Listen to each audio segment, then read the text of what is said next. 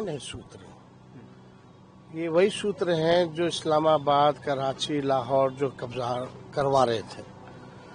ये सूत्र को हम लोग जो मूत्र समझते हैं, क्योंकि 20 साल से बिहार में सरकार इनकी है, 11 साल से केंद्र में इनकी सरकार है, और ये जितने चुनाव जीत करके ये लोग गए, सरकार बनाए, तो यानी सब फर्जी है। यानी असल में सुप्रीम कोर्ट ने जब से मामले को संज्ञान में लिया है और जब से इलेक्शन कमीशन को सलाह दी है, तब से इनके हाथ पैर फूले हुए हैं। भाई सूत्र पे ही तो सब कुछ होता है। सूत्र तो ही एक माध्यम है। इसका मतलब है कि आप मुसलमानों को लेकर के और दलित ST/SC को लेकर के और EBC को लेकर के आप गंभीर नहीं है, चुनाव आयोग को लेकर गंभीर नहीं है आप। अब आप हमको बताइए, चुनाव आयोग धृतराष्ट्र तो हो ही गए हैं, साइको हो चुके हैं वो। ना वो सुप्रीम कोर्ट की सलाह मान रहे हैं, ना वो संविधान को मान रहे हैं। सुप्रीम कोर्ट ने उन्हें सलाह दी, साफ शब्दों में कहा कि तुम किसी भी कीमत पर आप ये तय नहीं कर सकते कौन इंडियन है कौन इंडियन नहीं है। आप कॉन्स्टिट्यूशन के तहत काम कीजिए, और मेरी सलाह है कि आप इस आधार कार्ड को, राशन कार्ड को, अन्य कार्डों को भी आप उसमें शामिल कर लीजिए। तो ना आप सलाह मानने को तैयार है, आप कह रहे हैं कि नहीं, हम भाजपा के दुर्योधन के लिए जो काम कर रहे हैं, हमें कुछ भी जिग-जैग नहीं करना। एक तो सबसे खतरनाक संकेत है ये।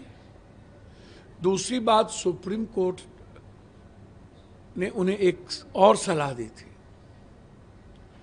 कि आप ये बताइए कि ठीक है, आप वर्किंग कीजिए कि ऐसी क्या जरूरत पड़ गई।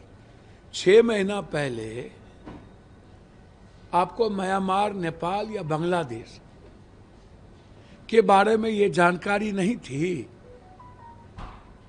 जब आप नए वोटर लिस्ट को तैयार कर रहे थे, और ना ही आप अरुण जेटली लॉ मिनिस्टर के उन मुद्दों को याद है कि आपको किस परिस्थिति में वोटर लिस्ट में किन के नाम को ऐड करना है और किन के नाम को बाहर करना है। आप वो भी ध्यान में आपको नहीं है। अब आप कह रहे हैं कि मैं जा रहा हूं, हमें पता चला। तो हम चुनाव आयोग से पूछना चाहेंगे, अभी तो आपने फॉर्म बांटना शुरू किया, अब फॉर्म कहीं से आया नहीं। और दूसरी बात, आप कह रहे हैं कि जिनके बारे में हमको शक हो रहा है उनके पास आधार कार्ड भी है, राशन कार्ड भी है, लेकिन वो गलत तरीके से है। तो हम चुनाव आयोग से पूछना चाहेंगे, आधार कार्ड और पैन कार्ड जो मर जाएगा उसका भी रहेगा। आप 123% पूर्णिया में, 126 किशनगंज में, 124 कटिहार अररिया में। अरे जनाब, गुजरात में 18 लोकसभा में 11, 12, 13% ज्यादा है, जहां माइनॉरिटीज 3, 2, 6% है। हरियाणा में माइनॉरिटीज है ही नहीं। तो बीजेपी वाले के मुंह में कौन चीज है? आप हमको बताइए, लगभग जगहों पर भारत में किन किन जगहों पर परसेंटेज 100 से ऊपर है। ये ना तो रोहिंग्या का मुद्दा है, ना बांग्लादेशी का। यदि है भी तो नेहरू जी और इंदिरा गांधी जी तो आपको रोके नहीं। आप 11 सालों से वहां हैं, और आपकी सरकार बिहार में 16 सालों से है।